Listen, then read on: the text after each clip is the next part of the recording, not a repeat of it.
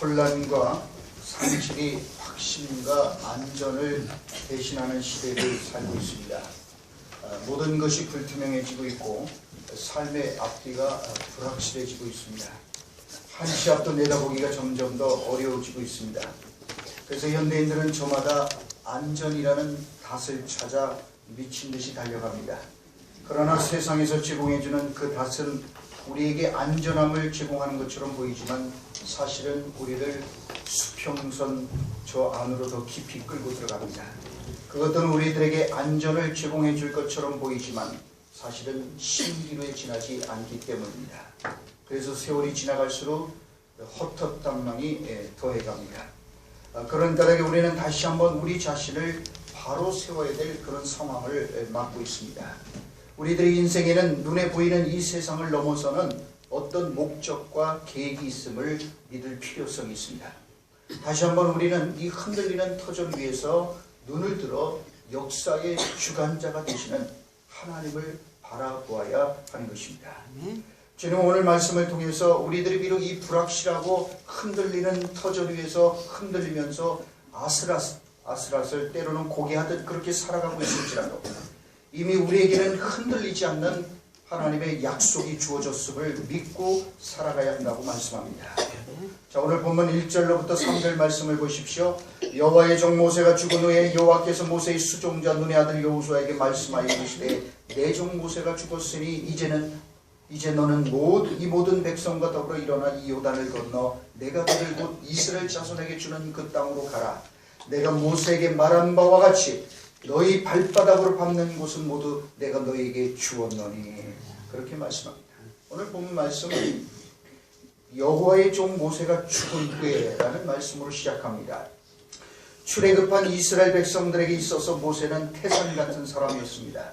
그들은 모세가 없는 출애굽 여정이라는 것은 상상조차 하지 못했을 겁니다. 하지만 그토록 믿고 의지했던 모세가 결정적인 순간에 죽습니다. 그들은 거의 공황 상태에 빠졌을 겁니다. 백전노장인 모세가 소명을 다하고 죽었을 때 그들은 한 발짝도 더 이상 앞으로 나갈 수 없다고 생각했을지도 모릅니다. 한 치 앞도 내다볼 수 없는 시계 제로 상태에 이스라엘은 빠져들어갔을 겁니다. 그래서 그들은 멈췄습니다.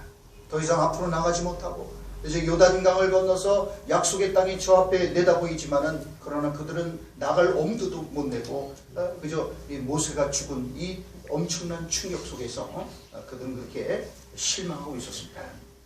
자, 그런 까닭에 주님께서는 당혹스러워하고 있었던 여호수아에게 뭐라고 말씀하셨습니까? 2절 말씀을 다시 보십시오.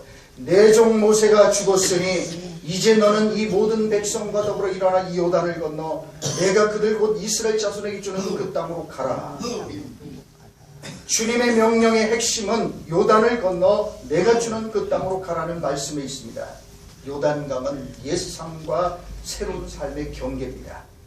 애굽과 젖과 끓이 흐르는 약속의 땅을 갈라놓는 영적인 국경지대와 같은 곳입니다. 이 경계선을 넘어야만 비로소 새로운 약속의 땅을 밟을 수 있습니다. 그래서 주님은 요단강을 건너 내가 주는 그 땅으로 가라고 말씀하신 것입니다. 성도는 그 약속의 땅으로 건너가는 사람들입니다. 그런 까닭에 2월 첫째 주일을 맞이해서 새로운 출발선에 서 있는 우리는 오늘 말씀을 통해서 주님께서 주시는 약속의 땅으로 우리는 어떤 자세와 마음가짐으로 가야 되는지를 배우게 됩니다. 홍해 바다를 건너고 그 힘들고 혹독한 광야를 지날 때에 선두에 서서 헌신했었던 모세가 죽어서 하나님께로 갔습니다. 아마 이스라엘 백성들 입장에서는 왜 하필이면 이때 결정적인 순간 이제는 애굽을 다 빠져나와서 요단강만 건너면은 약속의 땅에 이제 첫 발을 내딛게 되는 이 순간에 왜 하필이면 하나님께서 모세를 데려가셨을까? 일단 가나안 땅을 들어간 뒤에 그렇게 데려가셔도 되었을 텐데 왜 그러셨을까라는 그런 생각이 절로 드는 상황이었을 겁니다. 아마 사람들은 삼삼오로 모여서 이 중요한 고비에 과연 모세 없이 우리가 과연 어떻게 될 것인가? 우리의 운명은 어떻게 될 것인가? 아마 그렇게 고민하며 두려워했을 것입니다. 모세는 우리가 절대로 죽어서도 쓰러져서도 넘어져서도 안 된다고 믿고 의지하는 우리들의 환경과 형편일 수 있습니다. 우리가 그토록 목을 메고 의지하는 조건과 배경일 수 있습니다.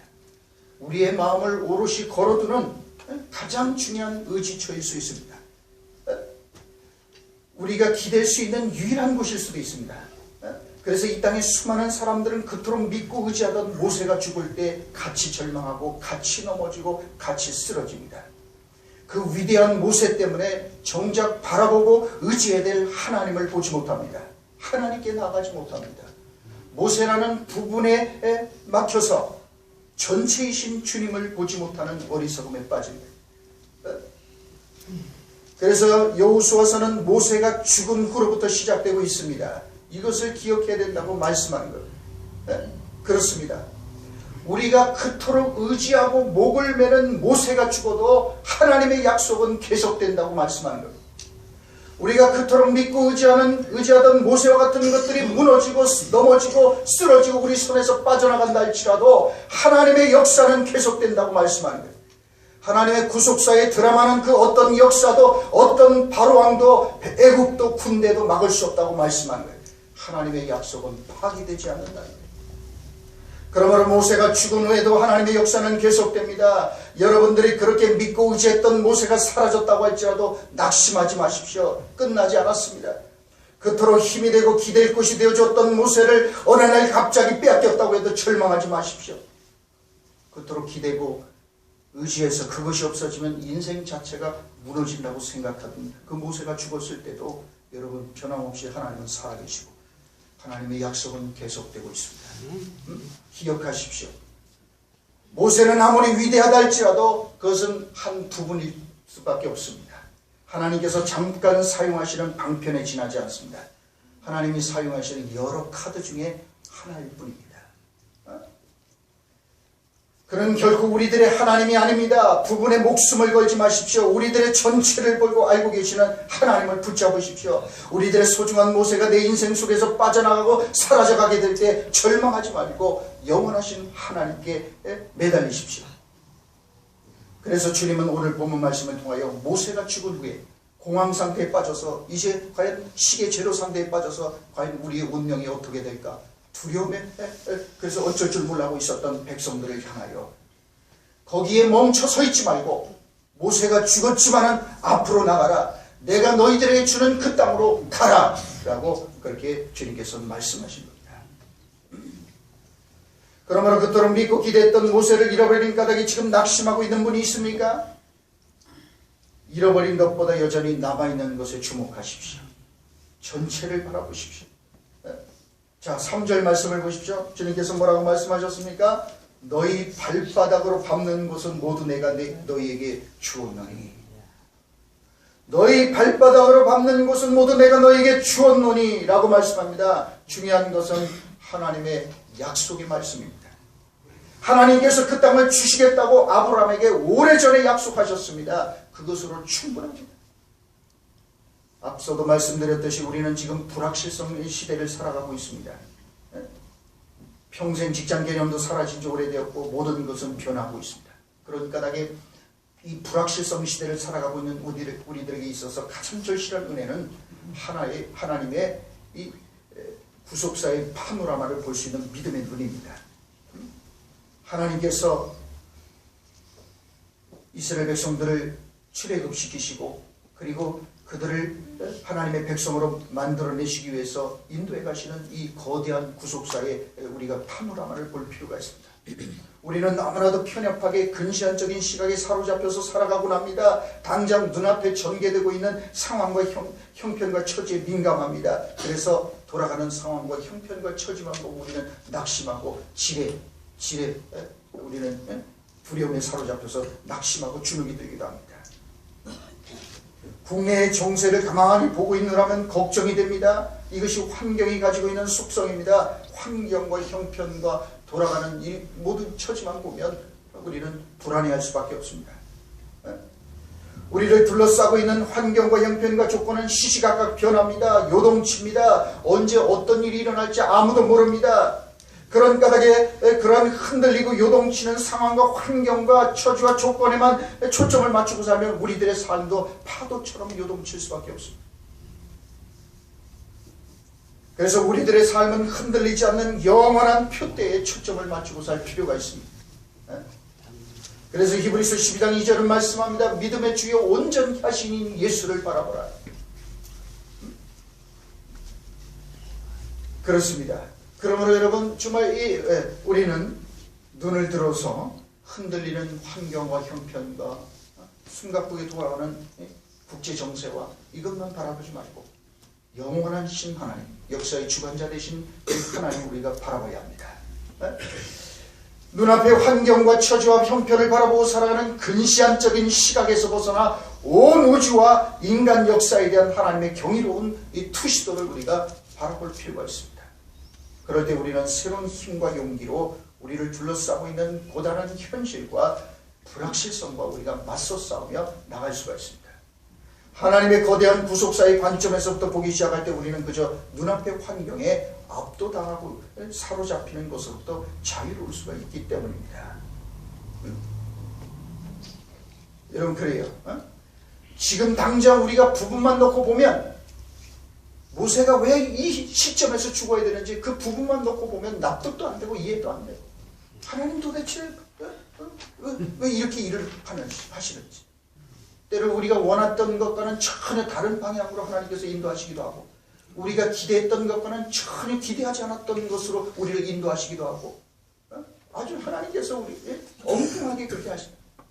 그래서 부분만 놓고 보면은 도대체 이게 인생이 뒤집힌 것 같고 거꾸로 가는 것 같고 이게 뭔가 잘못돼도 아주 크게 잘못된 것처럼 보이는 그런 현실이 있습니다. 그저 눈앞의 현실만 보면 이해가 되지 않고 납득이 되지 않지만은 거시적인 하나님의 구속사의 관점에서 바라보기 시작하면 다 이해가 되고 설명이 되는 날들이 온다는 것을 기억해야 합니다. 그러므로 여러분 지금 실패했다고 끝장이 아니라는 것을 알아야 합니다. 지금 당장 내가 넘어졌다고 쓰러졌다고 그게 끝장이 난 것이 아님을 알아야 합니다. 여러분 가장 좋은 것은 아직 오지 않았다는 사실을 알아야 합니다. 우리들의 인생의 최고 결재권자는 하나님이십니다. 하나님이 마지막 결론을 가지고 계십니다. 그러므로 여러분 우리는 그저 부분만 보지 말고 지금 돌아가는 형편만 보지 말고 너무 빨리 결론을 내리지 말아야 합니다. 낙심하지 말아야 합니다.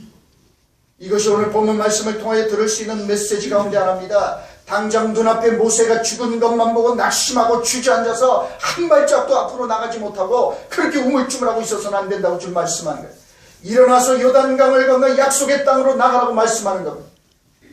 하나님께서는 그의 백성들을 애굽의 노예 자리에서 불러내셔서 약속의 땅으로 들어가게 하겠다고 약속하셨습니다. 여호수아서를 관통하고 있는 핵심적인 메시지는 하나님의 약속은 반드시 성취되고야 만다는 거예요. 창세기에서 아브라함에게 약속하셨던 그 하나님의 약속이 여호수아서를 통해서 그렇게 성취되고 있음을 여호수아서는 보여주고 있는 거예요. 그렇기 때문에 아무것도 그 누구도 어떤 군대도 어떤 세력도 어떤 역사도 하나님의 구속사를 하나님의 역사를 막을 수는 없다는 거예요. 하나님의 약속은 반드시 성취될 수밖에 없음을 선포하는 것입니다. 자, 3절 말씀을 다시 보십시오. 하나님께서 어떤 곳을 주시겠다고 말씀하셨습니까? 너희 발바닥으로 밟는 곳은 모두 내가 너희에게 주었다. 자, 그렇기 때문에 우리가 이 약속의 땅으로 들어가기 위해서 제일 먼저 기억해야 될 것은 하나님의 약속을 믿음으로 순종해서 우리가 가는 거예요. 자, 발바닥으로 밟는 곳을 주셨다고 말씀합니다. 하나님의 약속의 말씀을 믿고 순종하는 것이 먼저입니다. 왜 그렇게 하라고 말씀하시는지 이유를 몰라도 억지로라도 순종하면 하나님께서 그렇게 하라고 명령하신 이유를 깨닫게 되는 것입니다. 순종의 행함을 통하여 우리는 이 약속의 말씀이 바로 이런 뜻이었구나, 이런 의미였구나를 우리가 알게 되는 것입니다. 여러분 우리가 자녀들을 양육하는 이치도 마찬가지입니다. 철부지 아이들이 처음부터 스스로 알아서 하는 것이 있습니까? 알아서 하는 거 없습니다. 다 처음부터 가르쳐야 합니다. 오른손으로 밥을 먹어야 된다는 거. 그래서 우리는 어릴 때 이게 왼손으로 꼭 먹으면 혼나지요. 자, 그래서 밥 먹는 손 그럼 오른손 딱 들고 우리가 연습을 했단 말이에요. 학교에서도 밥을 오른손으로 먹어야 된단 말이에요. 근데 여기 혹시 왼손잡이 있습니까? 그 왼손잡이는 아주 그 고약한 사람이에요. 말을 안 들었다는 사람이에요. 쥐라고 그래요. 그래서 어떤 집에서는 막 왼손을 먹고 두드러 패고 막 그랬단 말이에요. 그가 오른손으로 왜 옛날에 그랬는지 몰라죠. 어쨌든 간에 그래서 아직도 왼손잡이는 이건 아주 불순종하는 사람들, 말을 안 들었다는 얘기예요. 자, 그래서 가르칩니다. 어릴 때 그냥 밥 먹는 손하고 오른손을 먹어야 되고, 그러니까 하나하나 그렇게 아이들을 가르쳐야 돼요. 대소변을 가리는 것도 가르쳐야 되고, 일찍 자고 일찍 일어나라고 가르칩니다. 열심히 공부해야 된다라고 가르칩니다. 아이들에게는 어느 것 하나 마음에 드는 것 없이 잔소리로 들릴 겁니다. 아이들은 마지못해서 억지로 순종합니다. 그런데 어떻습니까? 그런 부모님들의 말씀에 하기 싫어도 억지로 순종한 까닭에 열심히 공부하고 반듯한 삶을 사는 것이 체질이 되고 인격이 되었을 때 비로소 왜 그리도 부모님이 잔소리를 하셨는지를 알게 되는 순간이 온 거예요. 애들은 왜 공부해야 되는지 그렇게 부모가 잔소리를 해도 몰라요, 이것들이. 근데 순종해서 이해하고 잘 따라간 애들은 나중에 그래 자기 인생이 확 열리는 걸 보면서 그래서 그렇구나 깨닫는 거예요. 근데 불순종하고 끝까지 안 한 애들은 나중에 평생을 후회하면서 사는 거예요. 지질한 인생을 살아가면서 후회하는 거죠. 응? 여러분 왜 부모님들이 뜯어 말리셨는지 그때는 몰랐는데 지나놓고 보면 다 그럴 만한 이유가 있었음을 깨닫게 되는 거예요. 신앙생활도 마찬가지입니다. 처음부터 룰루랄라 하면서 예배당에 오는 사람들이 얼마나 되겠습니까? 어쩌면 이 자리에도 가정의 평화를 위해서 마누라한테 억지로 끌려서 와서 앉아있을지도 모릅니다. 어쨌든 뭐 어떤 이유로 처음부터 룰루랄라 하면서 예배당 이렇게 달려온 사람이 얼마나 되겠습니까? 처음부터 예배 체질인 사람이 얼마나 되겠습니까? 하지만 처음에는 지루하고 하품이 나오고 몸이 뒤틀려도 어떤 일이 있어도 주일 성수해야 한다는 말씀에 순종하다 보면 그 다음에 주일 성수의 기쁨을 깨닫게 되는 거예요. 주일 성수하는 것이 나를 지켜주고 보호하고 그리고 축복하는 것임을 깨닫게 돼요.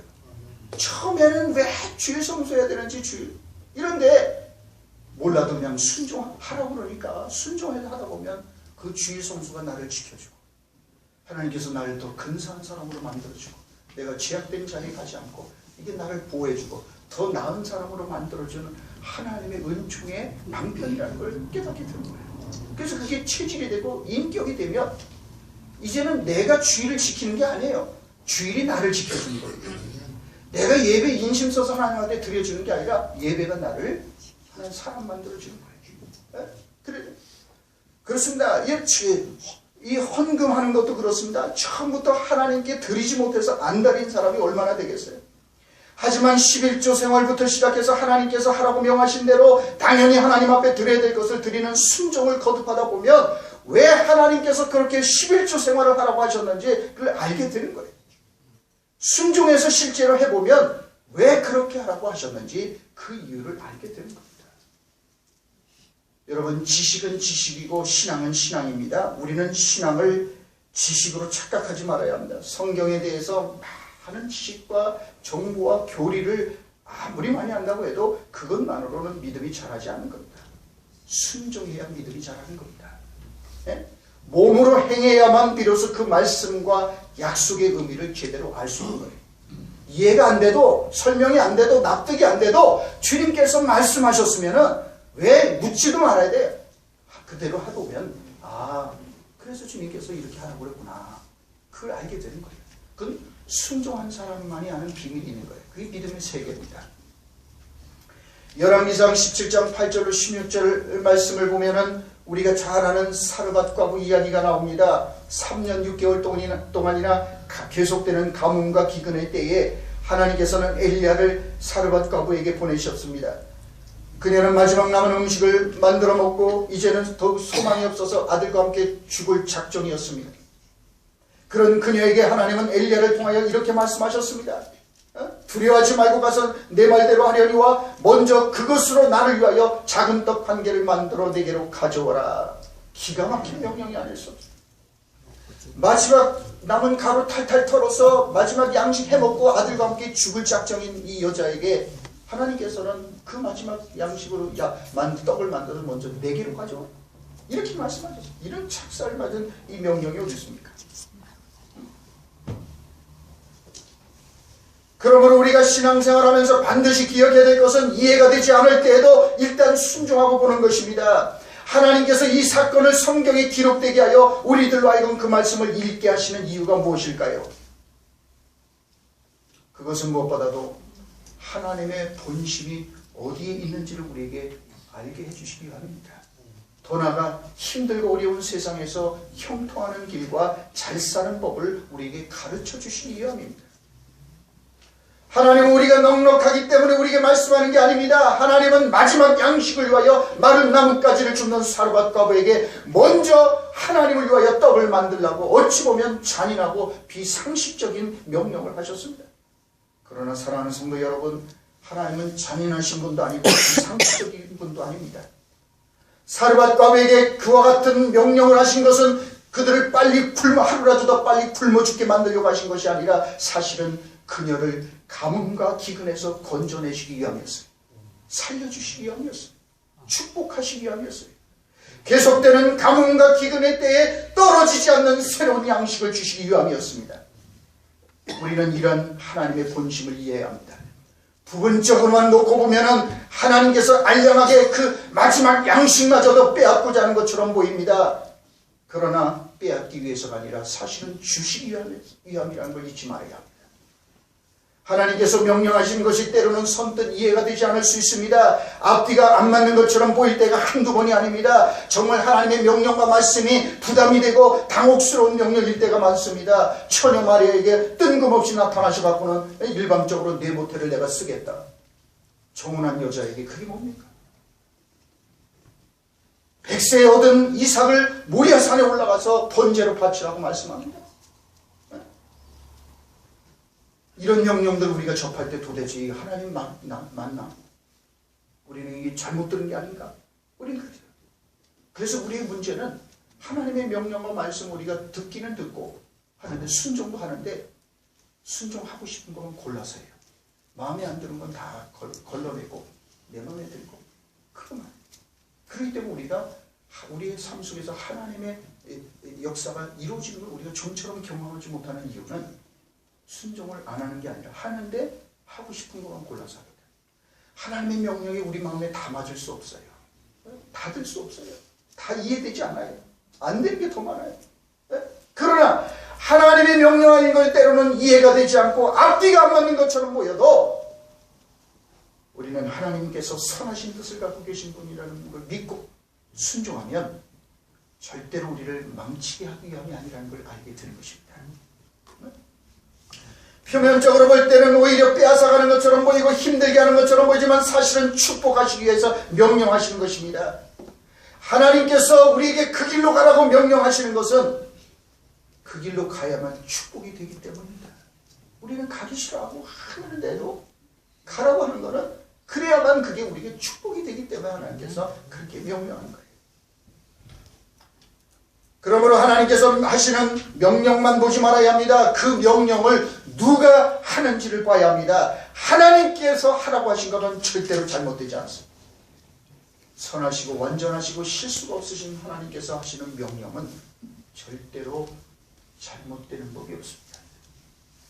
자, 그래서 열왕기상 17장 15절 16절은 이렇게 말씀합니다. 그가 가서 엘리야의 말 그대로 하였더니 그와 엘리야와 그의 식구가 여론을 먹었으나 여호와께서 엘리야를 통하여 하신 말씀같이 통에 가루가 떨어지지 아니하고 병의 기름이 없어지지 아니하니라.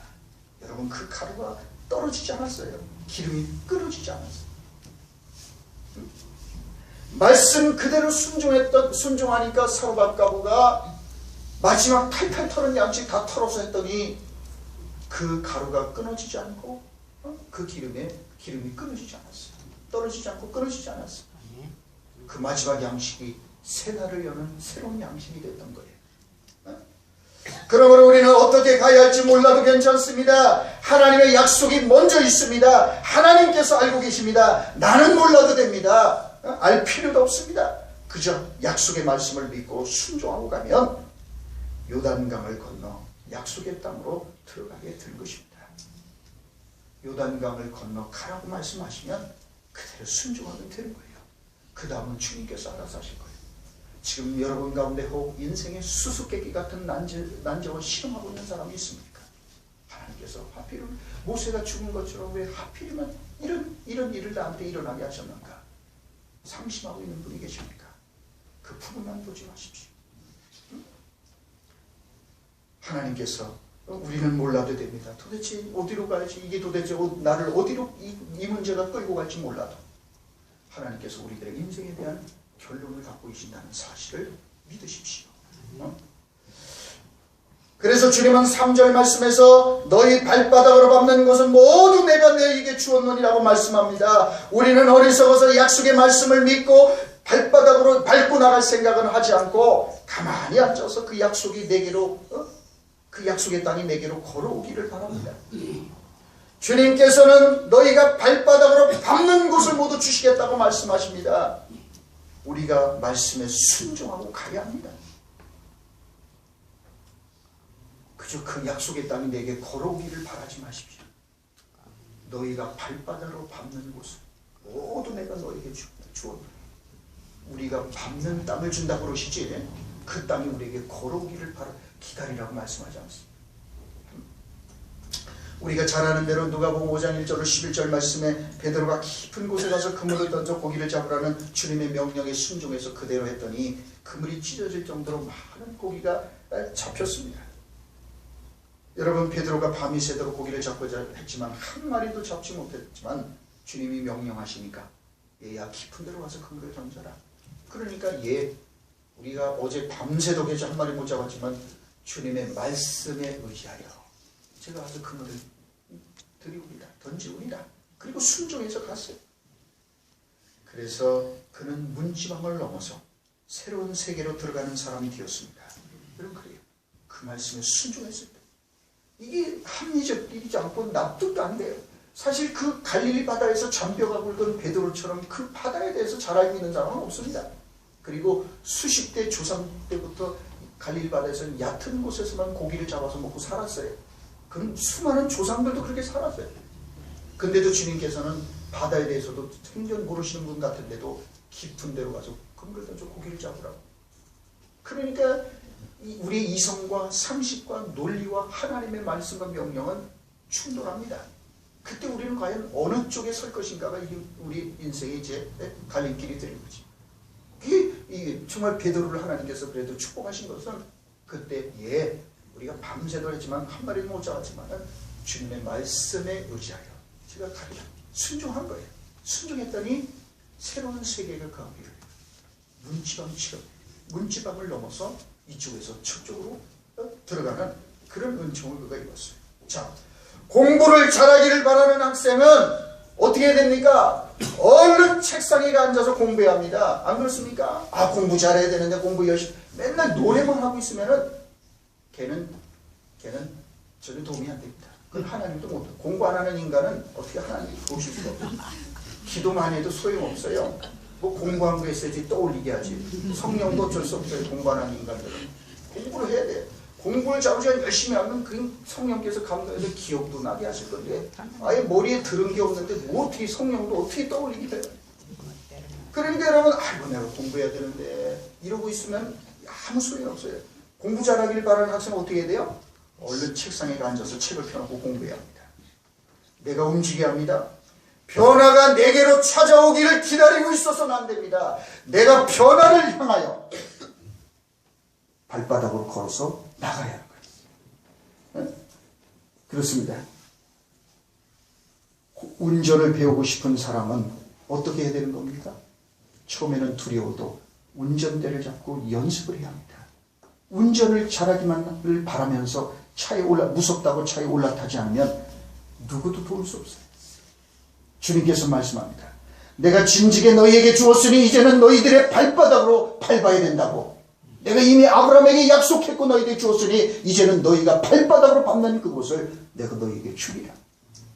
발바닥으로 밟으라. 그 땅이 너희들에게 자연히 굴러서 올 때까지 기다리지 말고 너희가 믿음으로 나가라는 거예요. 약속의 말씀을 붙잡고 말씀에 순종해서 발바닥으로 밟고 나가라는 거예요. 주님께서는 두려움과 불안과 싸우면서도 하나님의 약속의 말씀을 믿고 순종하여 나가는 자를 도우시겠다고 말씀합니다. 5절 말씀을 보십시오. 뭐라고 말씀합니까? 내 평생에 너를 등에 대적할 자가 없으리니 내가 모세와 함께 있었던 것 같이 너와 함께 있을 것이다. 내가 너를 떠나지 아니하며 버리지 아니하리니. 우리가 두려움과 싸우면서 믿음으로 순종하여 앞으로 나갈 때에 하나님께서는 우리에게 이렇게 약속합니다. 우리가 불안하죠. 두렵죠. 한 번도 가보지 않은 길을 가려니까 두려울 수 있어요. 그럼에도 우리가 하나님의 약속의 말씀을 붙잡고 벌벌 떨면서도 너희 발바닥을 밟는 그곳을 내가 주리라 말씀한 대로 우리가 순종해서 나갈 때에 하나님께서는 두려워하지 말라, 놀라지 말라, 내가 너와 함께하리라, 내가 너를 떠나지 아니하며 버리지 아니하리라.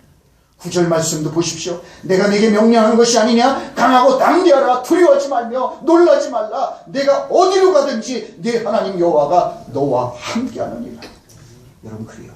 우리가 두려워도 불안해도 주의 말씀을 붙잡고 벌벌 떨면서도 그 발바닥으로 밟으며 순종해서 갈 때 이 말씀이, 이 하나님의 명령이 나를 어디로 이끌고 갈지 그 결론을 내가 몰라도 그 말씀이기 때문에 붙잡고 가면 하나님께서 우리와 함께 하시고 내가 너를 절대로 버리지 않는다. 강하고 담대하라. 어디로 가든지 내 하나님 여호와가 너와 함께 할 것이다 라고 그렇게 말씀하신 거예요. 조직신학자 폴 켈리는 인간 존재의 모든 한계에도 불구하고 삶의 부름에 예하고 대답하는 것을 가리켜서 존재의 용기라고 이렇게 courage to be 라고 표현했습니다. 자기 삶의 조건을 있는 그대로 받아들이면서 그 속에서 가장 아름다운 삶을 살아내는 것이야말로 성도의 멋진 삶이죠. 그럴 수 있는 힘은 바로 하나님께로부터 나오는 거예요. 우리를 구고 살피시고 품어주시고 북돋아 주시고 어디로 가든지 우리가 벌벌 떨리는 심장으로 때로는 정말 우리들의 인생의 난제 앞에서 해도 하나님 말씀을 붙잡고 그때도 우리의 발바닥으로 나가려고 할 때 하나님께서는 내가 어디로 가든지 내가 너의 주 나 하나님이 너와 함께 할 거다. 두려워하지 말라. 놀라지 말라. 그렇게 주님께서는 우리에게 말씀하신 거예요. 그 약속의 말씀이 있기에 우리는 삶이 아무리 힘겨워도 낙심하지 않을 수 있는 거예요. 금년에는 그러므로 정말 만만치 않겠지만은 절망의 강을 건너서 약속의 땅에 들어가는 축복이 있기를 바랍니다. 우울과 실패와 낙심의 강들을 건너서 새로운 땅을 밟게 되기를 주의 이름으로 축원합니다. 이제 우리는 2월 첫째 주일을 맞이했습니다. 다시금 우리는 미지의 세계로 걸어갑니다. 2015년 2월 또 2015년 우리 인생에 한 번도 걸어가보지 못한 처음이자 마지막 길. 우리는 그렇지 않습니까? 2015년 2월은 우리에게 두 번 다시 인생에 주어지지 않는 처음 그리고 마지막인 시간이 됩니다. 또한 미지의 세계입니다. 새로 시작된 2월 달에 무엇이 우리 앞에 기다리고 있는지 모릅니다. 그러나 한 가지 분명한 사실이 있습니다. 하나님께서 우리와 함께하고 계신다는 사실입니다. 앞서가시며 길을 열고 계십니다. 우리는 이미 하나님의 손안에 있습니다. 우리가 정복해야 될 가나안의 정세와 환경, 그리고 우리가 전 미래의 환경이 아무리 어렵더라도 주님은 강하고 담대하라. 두려워하지 말며 놀라지 말라. 내가 어디로 가든지 네 하나님 여호와가 너와 함께하느니라고 말씀합니다. 미래가 불확실해도 상관없습니다. 우리가 가는 길을 알지 못해도 문제될 것 없습니다. 그분이 아시면 됩니다. 그 하나님이, 그 좋으신 하나님이 아시면 됩니다. 여러분, 그래요. 그래서 모세가 죽은 후에도 하나님의 역사와 약속은 변함없이 계속된다라고 오늘 주님께서는 이 말씀을 통해서 우리에게 말씀하는 겁니다. 내가 지금 겪고 있는 시련과 고난과 실패와 질병조차도 하나님이 다 알고 계시고 하나님의 섭리와 경륜 속에서 이 모든 것이 합력하여 선을 이룰 것이라는 것을 믿어 의심치 말고 나가라고, 거기 멈춰있지 말고 주저앉아있지 말고 모세가 죽었다고 끝난 것처럼, 인생 끝난 것처럼 낙심하지 말라는 거예요. 일어나서 가라는 거예요. 오히려 그 고난 때문에 하나님의 뜻과 계획이 이루어지고 있는 것을 보라는 겁니다. 우리가 당하고 있는 고난과 시련 속에는 그것들보다 훨씬 더 크고 놀라운 하나님의 계획과 뜻이 들어있음을 알아야 하는 겁니다. 모세가 죽었으면 이제는 모세보다 더 크신 하나님께서 내가 너희와 함께 할 거다. 어디로 가든지 너희들과 동행할 거다. 걱정하지 마라. 모세 죽었다고 끝난 거 아니다. 염려하지 마라. 이제 내가 너희들과 함께 할 거다. 주님께서 말씀합니다. 그래서 하나님의 약속과 말씀을 믿는 사람은 더 이상 두려움의 노예가 아닙니다. 고난의 현실이 닥쳐온다 해도 그런 문제에 사로잡혀 전전긍긍하지 않습니다. 지금 당장 사면초와 같은 현실에 처해 있고 어디로 가고 있는지 몰라도 두려워하지 않습니다. 주님의 말씀과 약속 안에 있으면, 그리고 우리가 그 말씀에 순종하고 있으면 우리는 가는 길을 몰라도 괜찮습니다. 주님께서 가장 선하게 우리를 인도해 가실 것입니다. 여러분, 그래요. 그러므로 우리가 문제는 믿음이라는 걸 알아야 합니다. 하나님의 약속과 그에 대한 확실한 믿음, 그리고 하나님의 말씀에 매일매일 순종하며 나가면 분명코 우리는 젖과 꿀이르는 약속의 땅에 들어가 있는 자신을 발견하게 될 것입니다. 모쪼록 이런 은총이 이 2월에 2015년에 저와 여러분에게 있기를 주의 이름으로 축원합니다.